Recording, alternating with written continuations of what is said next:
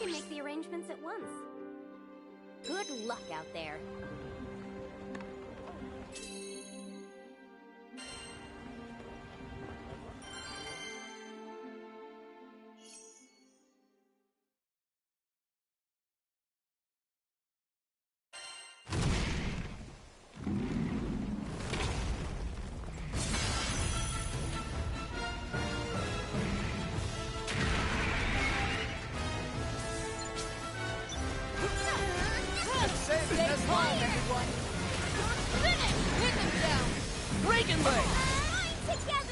Not today! Oh no! Break it!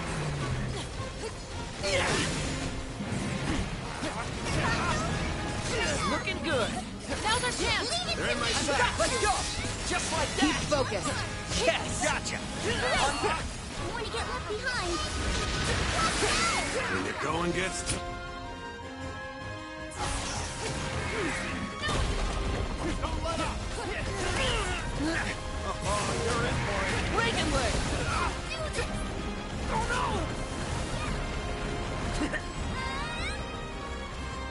Pin them down! Fine! Hey, hell on!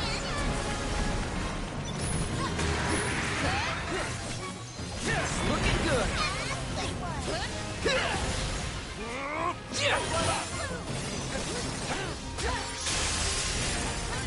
Looking good!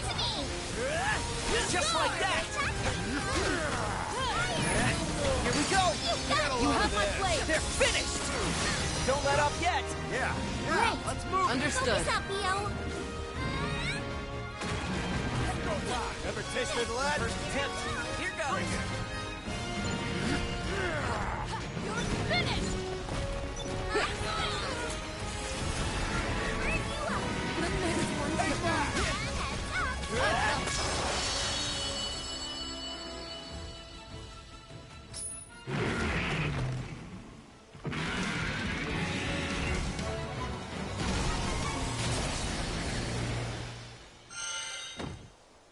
Oh, that should be the last of them, which means quest complete.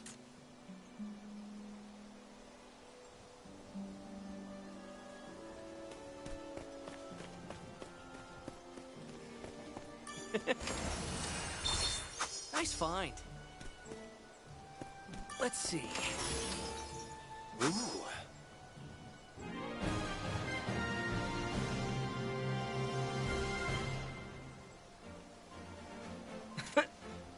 We did it! And we did it together!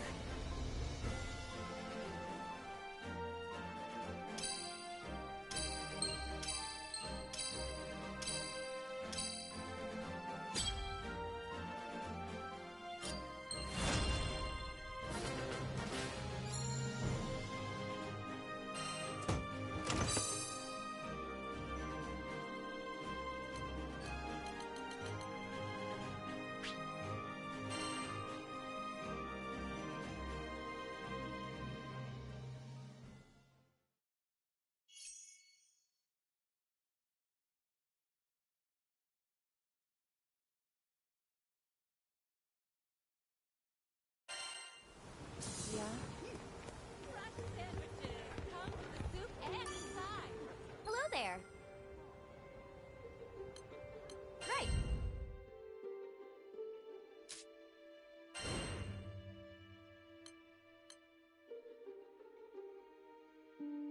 Would you take this one?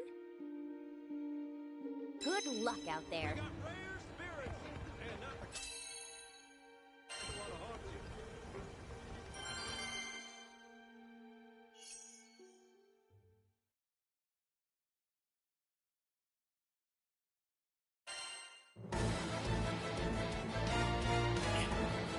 There we go! Let's do it to it! We're bringing the whole circus, huh? Keep on your toes. Yikes! Catch this! Surprise ahead. Hit them down! Frozen blade! I think we're good here. Let's move to the next spot.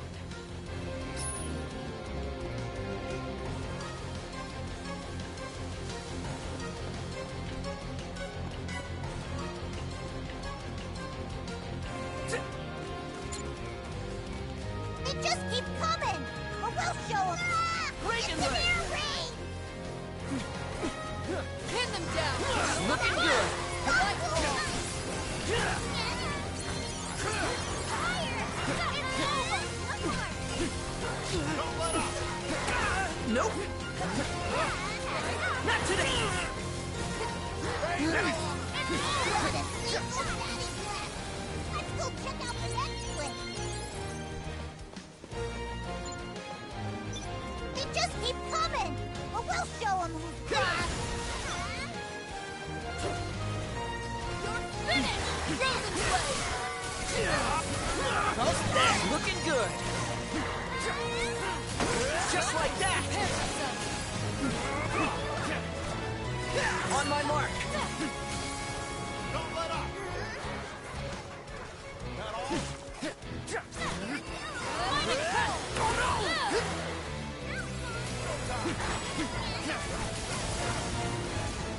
Don't hold back! Been saving this one. Armor break! That all?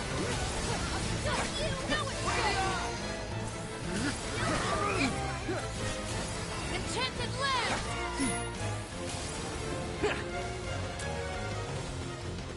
Ugh, more monsters. You ready? There!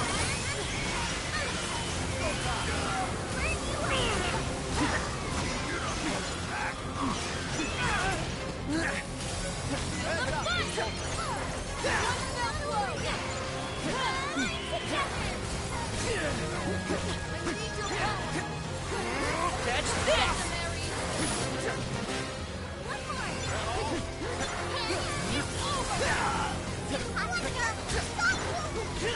Frozen blade! Enchanted land!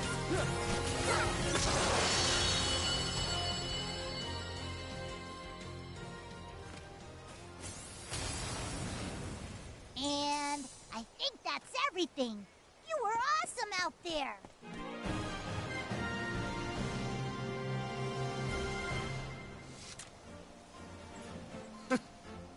To the ends of the skies! To Estalucia!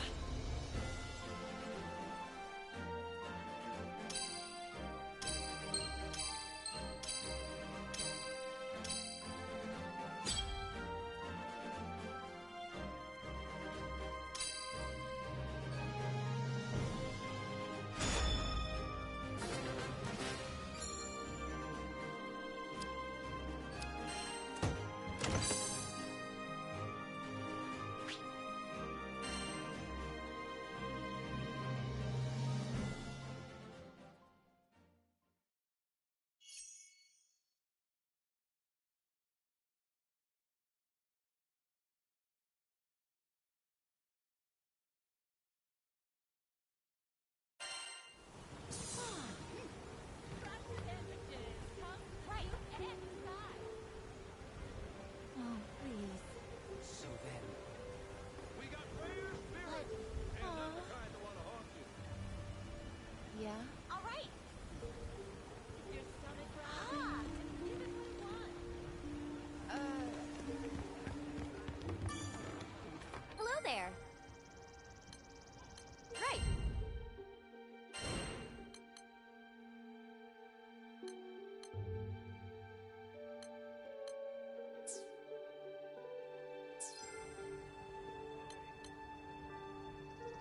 Have a nice day. Fresh sandwiches. Come to the soup.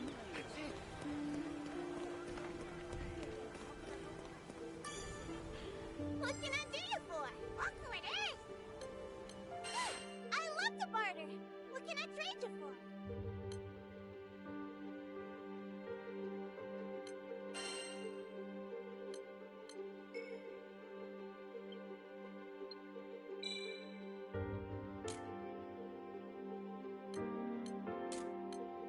Got some goodies for you.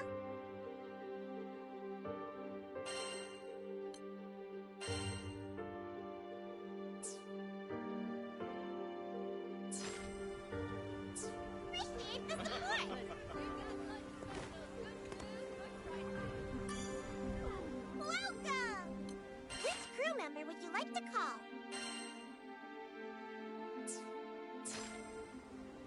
Don't be a stranger.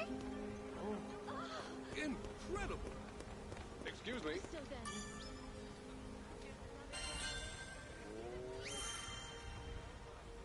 Easier than eating apples. What?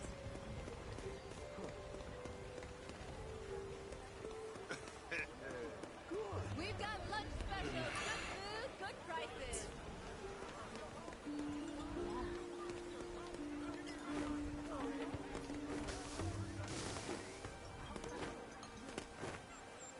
Awesome!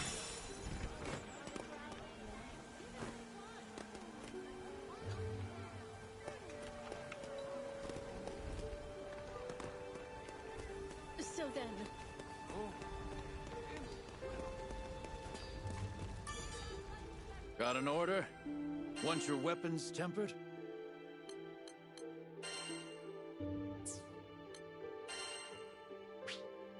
I'll handle it.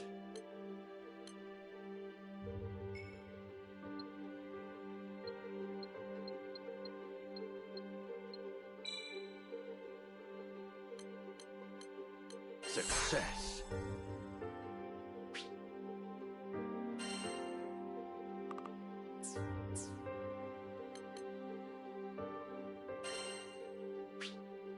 I'll handle it.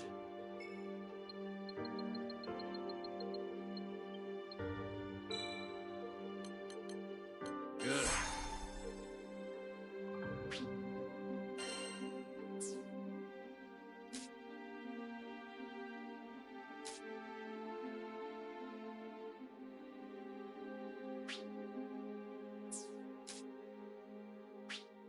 I'll handle it.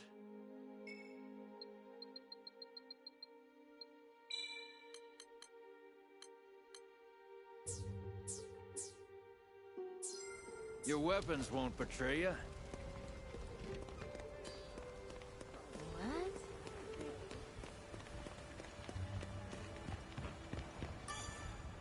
Come to view the requests?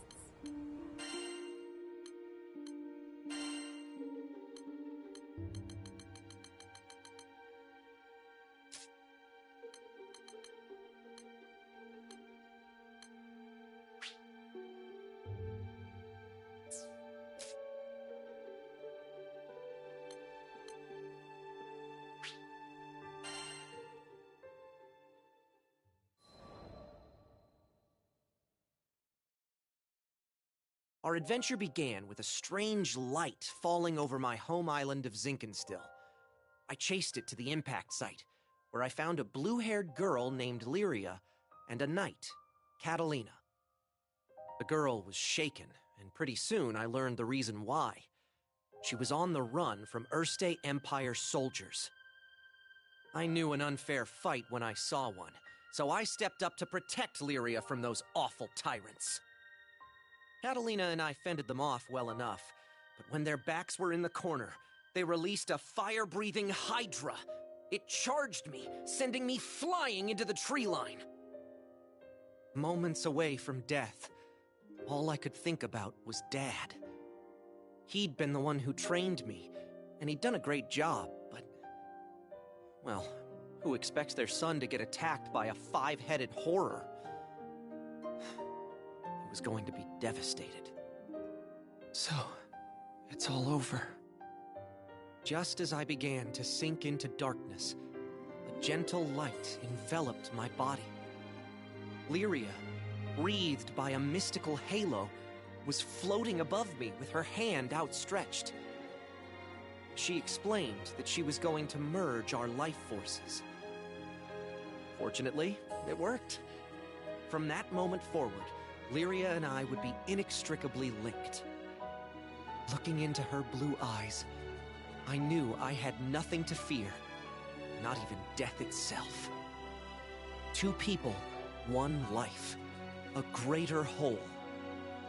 Lyria had taken a huge risk to save me. Now, if one of us got hit with a fatal blow, it was curtains for both. And that thought awakened in me a desperate hunger for survival, for life. The next moment, Lyria and I felt this reverberation of power. The torrent of emotion rushing from me had awakened something. Darkness and flame swirled around us, coalescing into a massive dragon, Bahamut. With him on our side, we made short work of the Imperial Hydra. Now that their trump card had been blasted into oblivion, the Imperial Army had no choice but to run. Sometimes I wonder what would have happened if I hadn't chased that light. No Lyria, no lifelink, no adventure. Man, I probably wouldn't even have set foot off of Zinkenstill. Fate's a funny thing, isn't it? Since meeting Lyria, we've seen our fair share of joy and happiness, and pain and suffering. But the Grand Cypher crew doesn't buckle under pressure. We'll take on anything the journey throws at us. No regrets.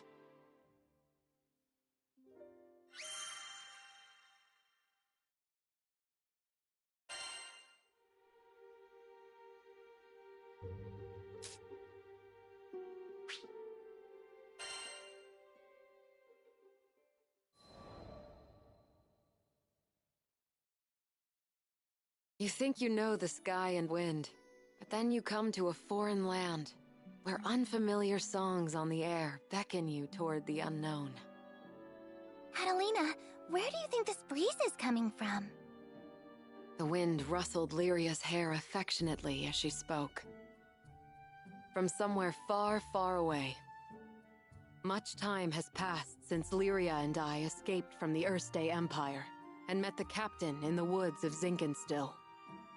I found myself thankful that the sky has no limit, because no matter how many journeys I've made at her side, there will always be more to look forward to.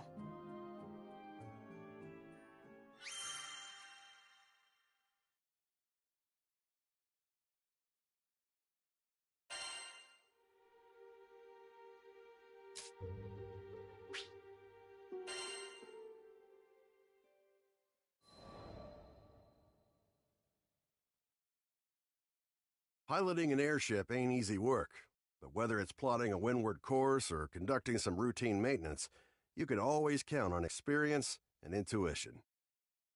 Ha! Just a little further! Finally, the Grand Cipher broke through the nebulous shadows and turbulent winds of the Grim Basin, and to greet us on the other end was our reward, the brilliant clear blue. It was a panoramic azure, dappled by silver-white clouds and gleaming from the light of a new day. Always an exhilarating sight to behold. Judging by the cries of celebration starting to spread across the deck, I took it my crewmates would agree. Damn, who'd have ever thought a young dreamer from Port Breeze would make it all the way out to these skies? The Grand Cipher and I, we'd gone through thick and thin together. It's a long story, but it all started on that fateful day I met the captain. I haven't looked back since. Right then, landing maintenance. Fuel stores, full. Engine, all clear. We were ready to disembark into the unknown. What awaited us in the Zega Grande Skydom? As uneasy as I was, I couldn't help but feel a teensy bit giddy with excitement.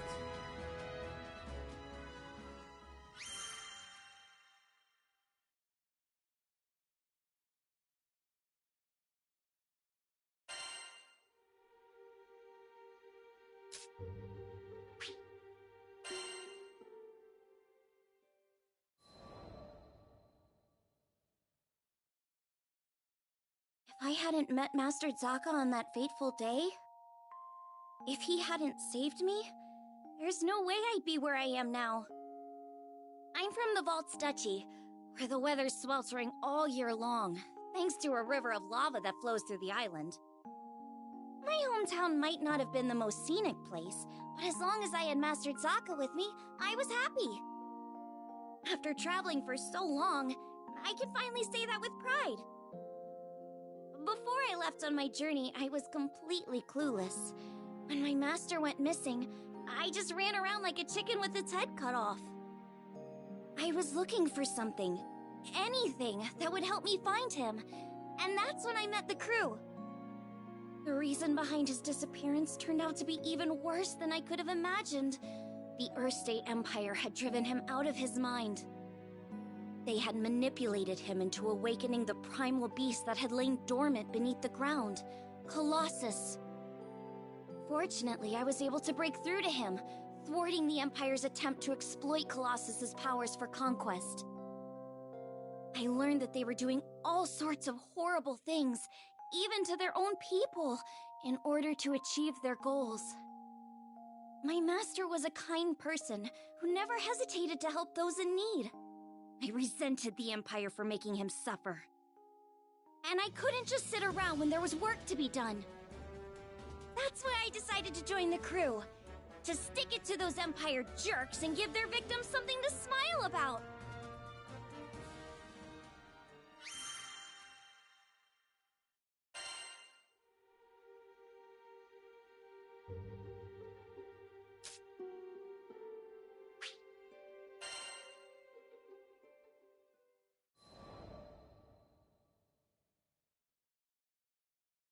I once gave up being a skyfarer.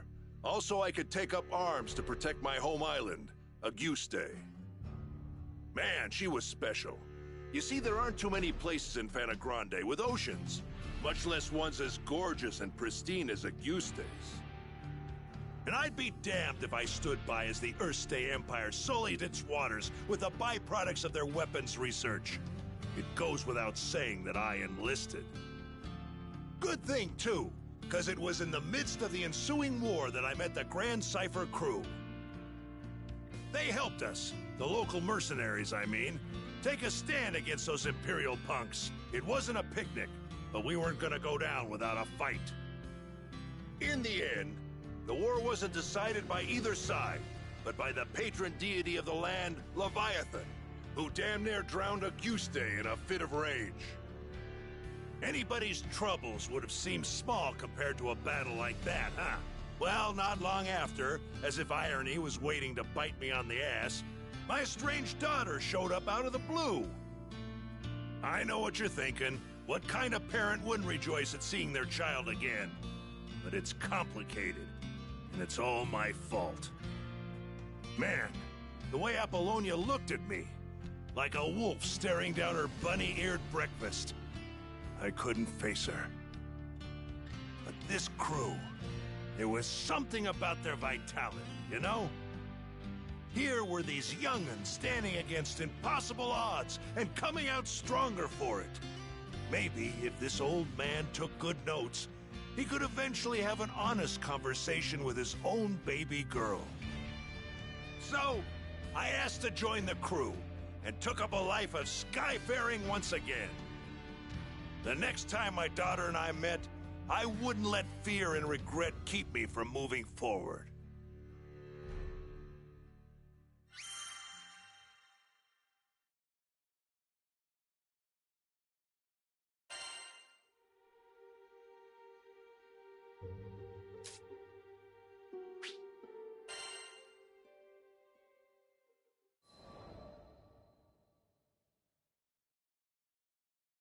Zega Grande, the forgotten skydom. As I gazed into its perennial blue, I reflected on my last time here, during my travels with him. My memories of this place were distant, yet unforgettable. Have you been here before, Rosetta? Hmm? Perhaps I have. Who can say? Eventually, I'll share my tales of the captain's father and our journey together. When the time is ripe, of course. But first, I would need to sort through my own emotions. It was here in these skies that we would eventually part. I know. In the eyes of eternity, our time together lasted no longer than a blink. Yet his impact on me felt nothing short of eternal. Indeed, it wasn't nostalgia that I felt upon revisiting these skies.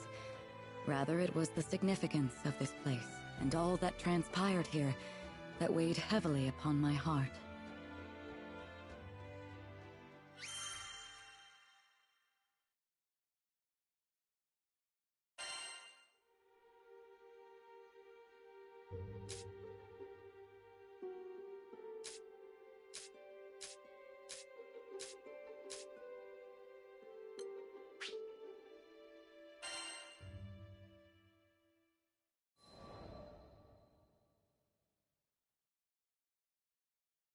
Now, where was I? Oh, right. We've just humiliated the Empire, who probably had reserves waiting somewhere close by. We realized we needed to get off Zinkenstill. Fast. The Empire was not going to rest while Lyria was on the loose, and I figured that since we shared a life force now and all, it was in everyone's best interests if we stayed together. Plus, I'd always wanted to explore the far reaches of the skies, though doing it on the run, not what I had in mind. There was so much to think about, so much to decide. But all those plans could come after we had escaped Zinkenstill. I didn't want a whole army, this time with, 30 Hydras marching on my home island. And, well, I had another, more personal reason for wanting to leave. Before I knew it, our journey was at an end. The end. As in, we'd reached the end of the skies. My son, I'm waiting for you on Estalucia. I thought about Dad's letter. I missed him. When I was young, he would take me to the edge of the island, and we'd sit there, admiring the clouds. I wanted so badly to explore those skies, just like Dad. I had to see him again. And now, I wouldn't have to make that journey alone. With Vern, Lyria, and Catalina at my side, we commandeered a small Imperial craft and set out for the greatest of destinations, Estalucia.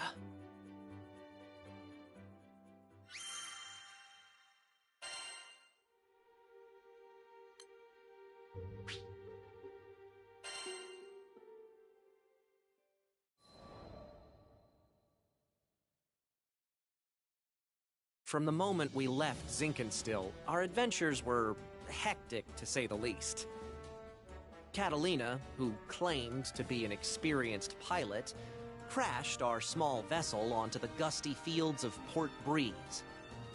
But we quickly pulled ourselves together and found a new ally, and helmsman, in the form of Rackham. Since then, we gained more and more allies, and no matter what obstacle we faced, the crew always worked in tandem to find a solution. It's all thanks to their support that I've made it this far. And what a wild ride it's been. To think I had never even set foot off of Zinkenstill.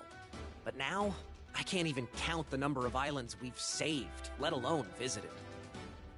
Sure, being a roving band of heroes is difficult, but it's got its perks. New faces, new places, and a whole airship's worth of fun. Who could pass this life up? Anyway, we've just begun the next chapter of our adventure. We discovered another piece of the sky map, which led us to Zega Grande. Yeah, a whole new skydom. Just imagine the danger, the promise. But I knew it was going to be fine. Just another set of memories to add to our ever-growing collection. I hope you're ready, Zega Grande, because here we come.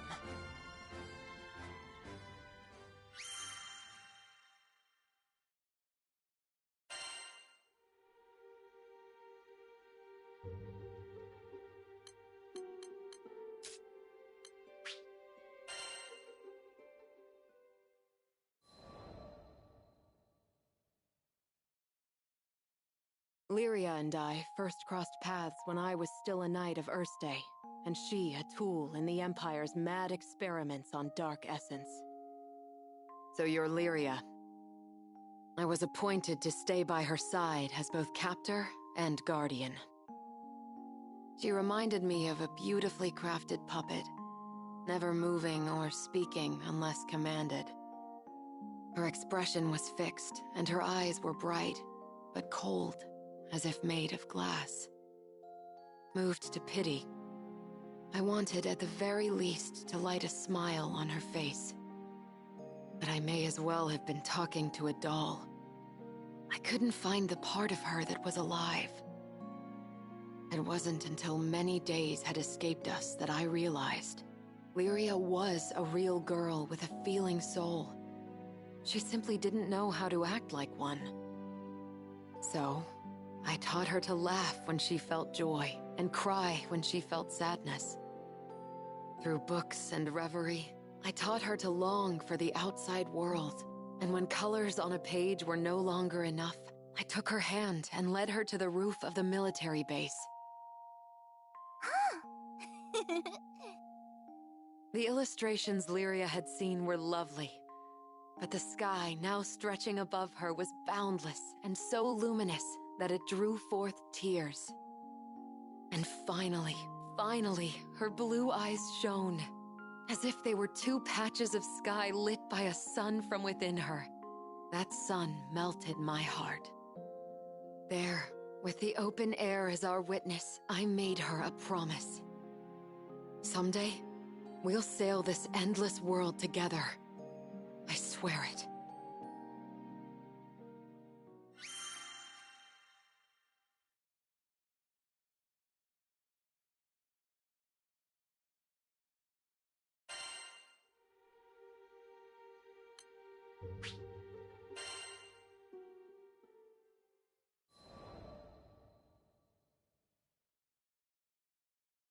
As the bond between us grew, so did the cruelty of the experiments they performed on Lyria. Lyria doesn't belong here. No living creature does. The shining empire I served now became to me a place clouded by doubt. Day after day, a battle raged within me, between the knight loyal to her flag and the guardian who wanted to set a sad girl free. Then, one day, a memory of Lyria's response on the roof broke through like a clear ray of light. Really? You'll show me this endless world? I had made a vow. There was no more question where my allegiance lay. I took her hand once again. This time, not to simply gaze at the sky, but to leap into it. And I did it for myself as much as I did it for her.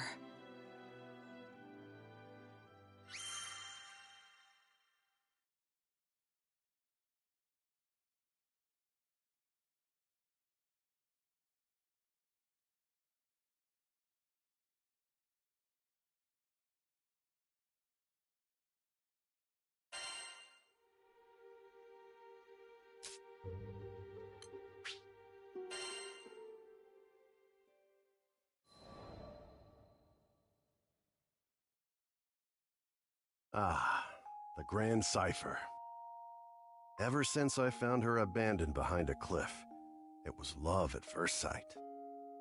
I was just a kid, but I had lofty dreams of repairing that ramshackle airship and taking her to the skies. Back then, I didn't know the difference between a porthole and port side, but I was determined. I dove into books bigger than my head, and I learned basic airship repair, helmsmanship, the whole kit and caboodle.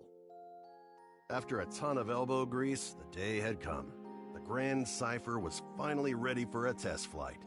I still remember how my hands trembled as I grabbed the rudder. And wouldn't you know it, she actually lifted off the ground for me. Nothing quite like watching your first love take to the skies, is there? But before I could take it all in, my dreams came crashing down. I mean, literally. The Grand Cipher sunk like a damn meteor.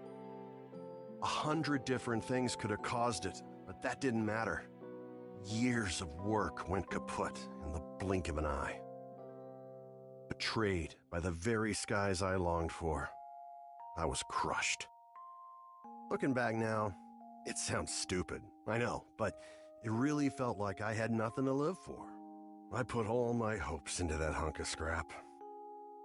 Laugh if you want, but some pits are too deep to crawl out of, especially when you look up for freedom and all you see is the expansive crystal blue of your tormentor. Don't worry, my pity party wouldn't last for too much longer. You see, my dreams had crashed like a meteor. But ironically enough, it was the meteoric rise of the Erste Empire that would bring the captain into my life. Salvation was on the horizon.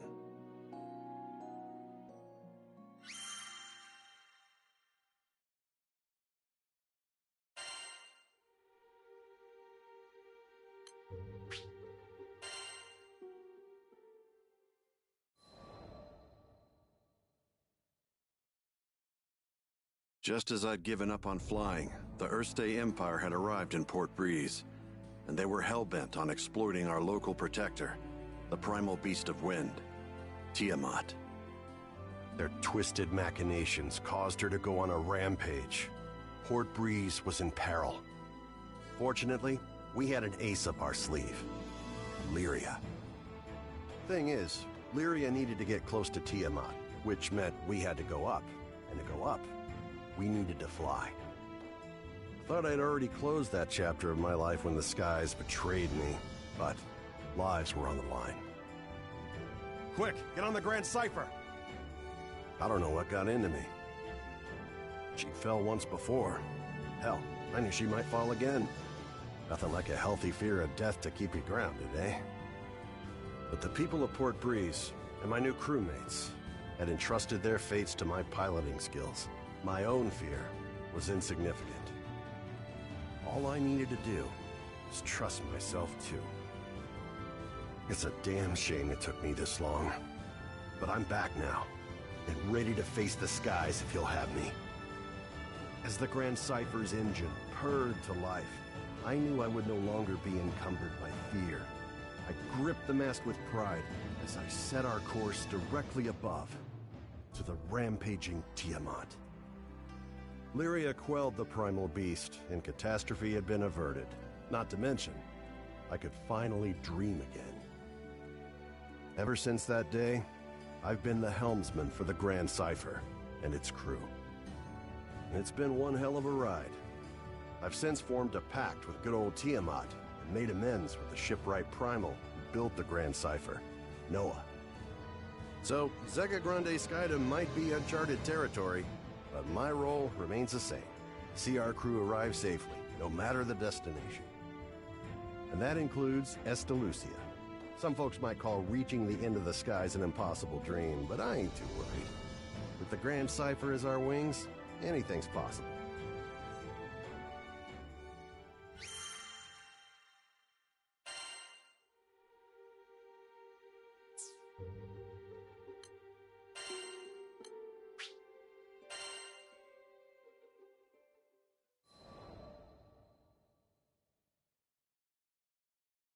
A few years before I met the crew, I lost my parents to an epidemic. I mourned their deaths for who knows how long. I could barely even bring myself to face reality each morning. With no living relatives in vaults, I was like a ship adrift at sea. I had nowhere to go and nowhere to belong. Until one day, my master reached out his hand to me. I was so depressed I just kept staring at the ground. That gentle smile never left his face as he asked me, "Why do you look so sad?" There was something in his voice that made me look up. When I did, a beautiful bouquet of flowers appeared in his hand, seemingly out of thin air. I had no idea how he'd done it, but I knew it must have been some kind of parlor trick. But he insisted it was magic. What a goofball, right? Saying that when he can use real magic. But it was just the magic I needed at that moment. Beautiful and kind. He went on to show me all kinds of incredible spells, the likes of which I'd never seen before. Watching him made me smile at a time when I thought I'd forgotten how. My master would always say that magic exists to make people happy. Something about that spoke to me. It made me want to become a mage just like him. So I signed myself up as his disciple, begging him to teach me magic. I'll never forget how happy I was when he told me I had talent. After all, if he was right, that meant I had the potential to make people smile too.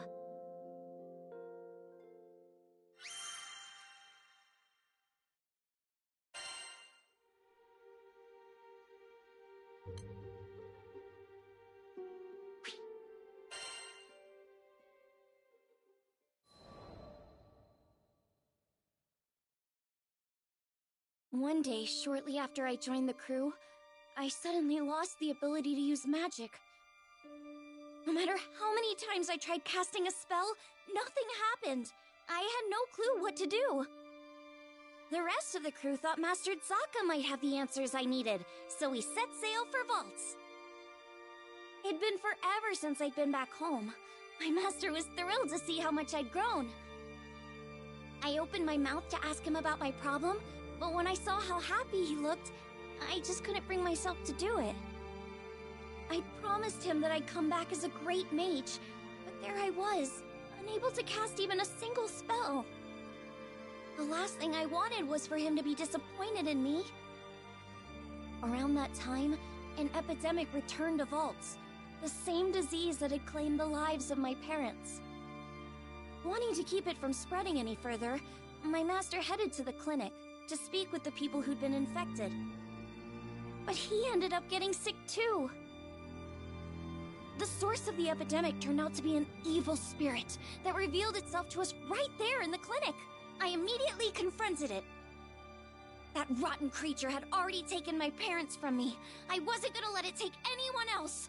Determined to make it pay, I raised my staff, but nothing happened. I'll never forget how it felt to watch helplessly as my parents' killer got away. The crew gave chase, but I continued to stand where I was. Without my magic, I didn't see the point. I'd just end up getting in the way. All I could do was watch as my masters suffered, withering away. Nothing had changed since the last time. But you know, it wasn't all bad. In search of a solution to my magic loss at the local library, I happened to come across a beautiful golden staff, one left to me by my mother. That's when Master Zaka revealed that my mother had been a mage too. On the verge of tears, I clenched my staff tightly in frustration. My beloved home and master were being threatened by a disease-spreading spirit, and there was nothing I could do to stop it. Just as I began feeling completely hopeless, the staff began to glow. Somehow I could feel it encouraging me, empowering me. So what if I couldn't use magic? Surely there were other ways to help everyone. Unable to stand around doing nothing any longer, I ran off to find the crew. When I finally tracked them down, they'd already been rendered powerless by the disease. That left me as the only person who could fight. There wasn't a second to lose. It was that moment when I decided I was done running away. I'd promised myself a long time ago that I was going to use my magic to make people happy. Filled with newfound resolve, I heard a voice coming from the staff. Mom? Is that you? The voice told me to visualize the power flowing through me. As I did, I could feel magic welling up inside me, flooding out from deep within. With my mom's help, I was able to defeat the evil spirit. As soon as it was gone, light erupted from my staff. I turned to see the rest of the crew climbing to their feet, their symptoms gone. The power spread through the entire island of Vault's Duchy, eliminating the disease and bringing smiles back to the people. Things were a little touch and go there for a while, but in the end, everyone pulled through, and I've been able to use my magic without any issue ever since. I just know it's because my mom is watching over me through my staff. Thanks to her, I can keep traveling with the crew, using the staff she left me to bring out more smiles along the way.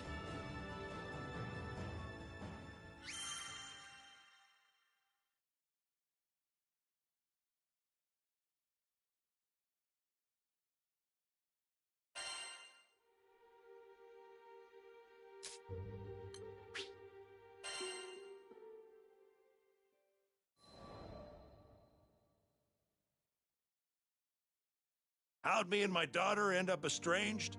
Well, the first thing you need to know is that my wife was stricken by a terminal illness. I refused to listen to the doctors. Terminal my foot. Even if there was no cure in Auguste, surely there ought to have been something in other lands. And so, I left my family at home, crisscrossing the skies looking for a cure. Got into a lot of adventures along the way, and somehow ended up making a name for myself. But no matter how far and wide I traveled, the cure eluded me.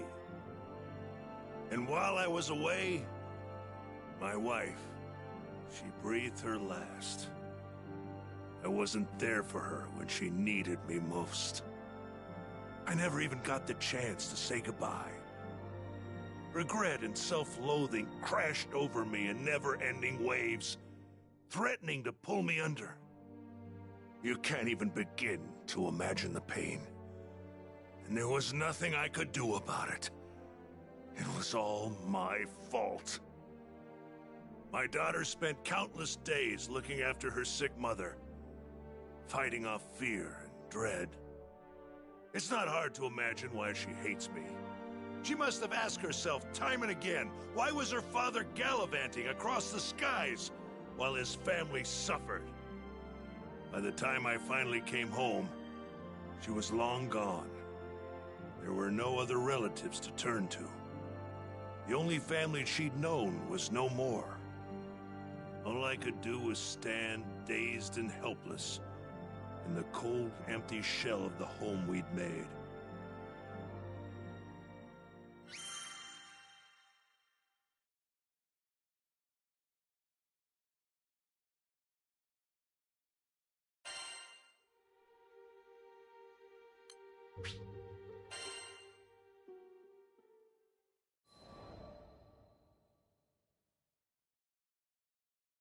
After that, 15 years passed. I met the captain, and through my travels with the crew, reunited with my daughter.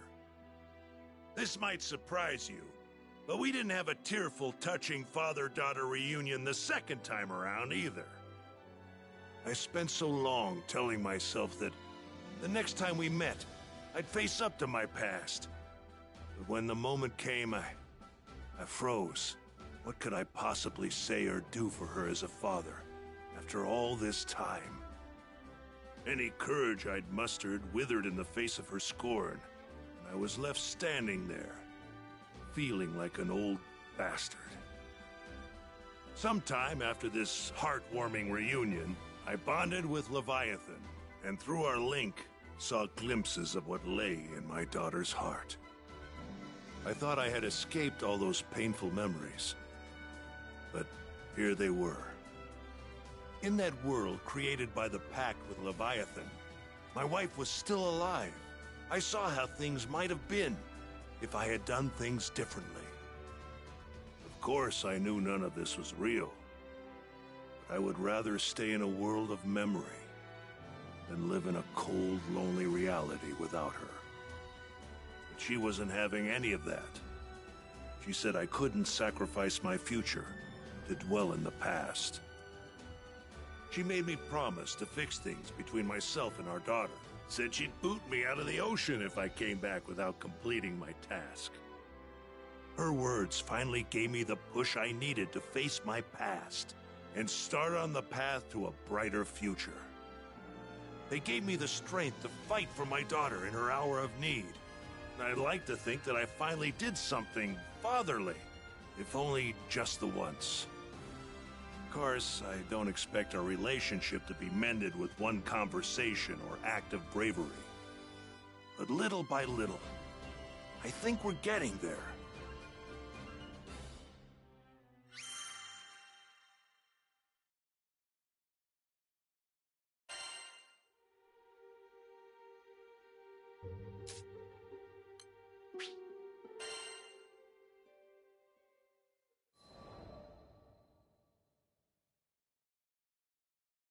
During the war, primal beasts were exploited by the Astrals as instruments of battle.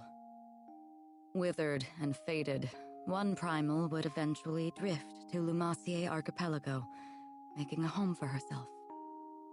Over time, she grew accustomed to the comforts of its forests and the serenity they offered. It was a far cry from the brutalities of war. Centuries would pass until a young man stumbled upon her domain, forever altering the course of her life. She engaged him in a vicious battle, but was ultimately humbled in defeat. Accepting her fate, she resigned herself to death. However, the man would sheath his blade and, to her surprise, asked if she would join him on a journey across the skies. A primal beast was supposedly no more than an astral weapon. Beings born to be controlled, manipulated, and ill-used since time immemorial. She had never entertained the idea of something more. In fact, she hardly had a name for herself. Well, she did have a moniker, but it was a meaningless one, whose sole purpose was to identify her as a weapon. Perhaps out of pity, perhaps out of kindness, the man bestowed upon her a new name. It was from that moment she would truly blossom. Rosetta. It was his gift to her, one she would treasure and love for eternity.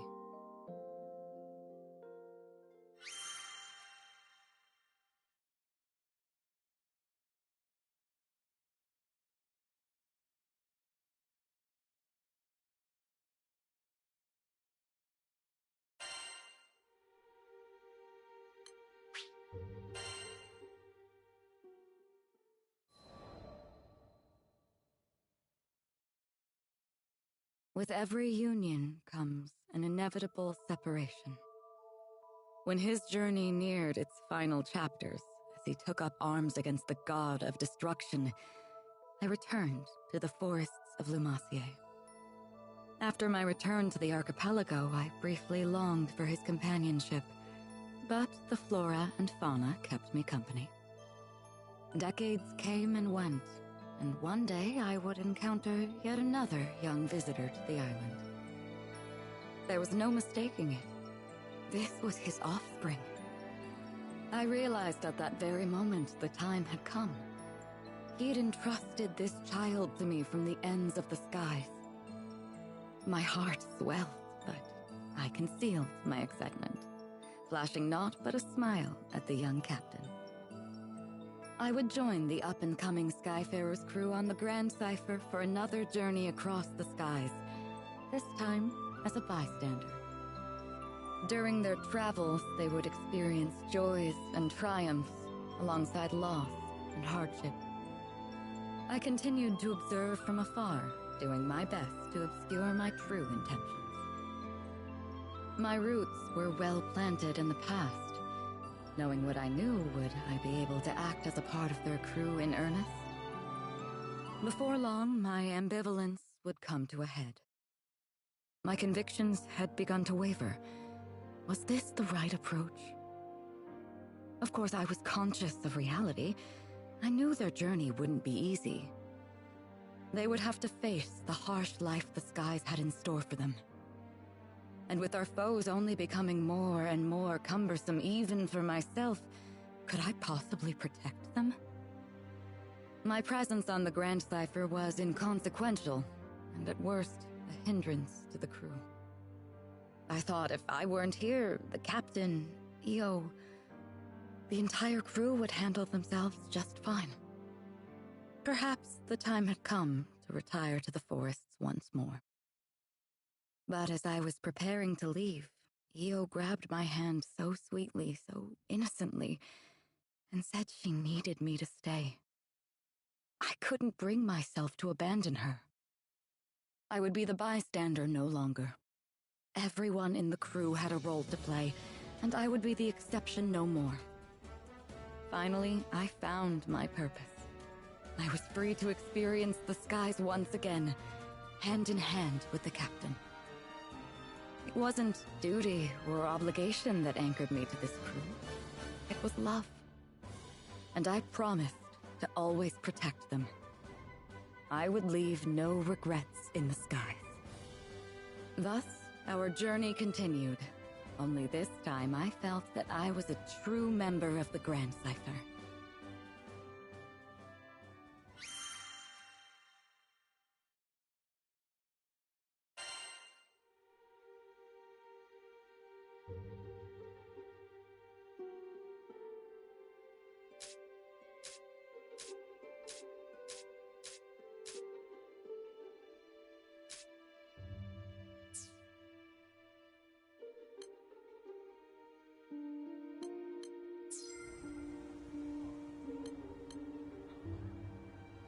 Alright, see you. Yes, can I help you? Have a nice day. We've got lunch.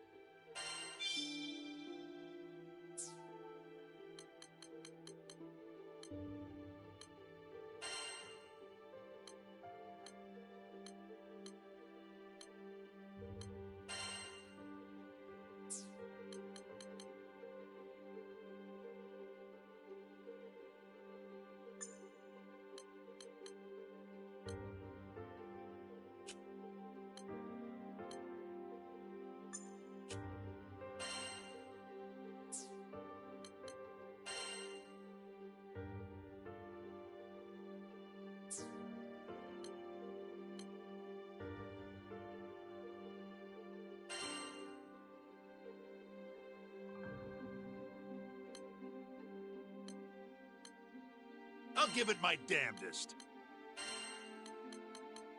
I compliment any bouquet.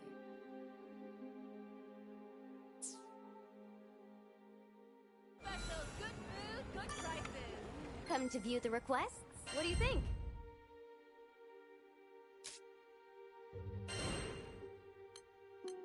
Would you take this one? Please be careful.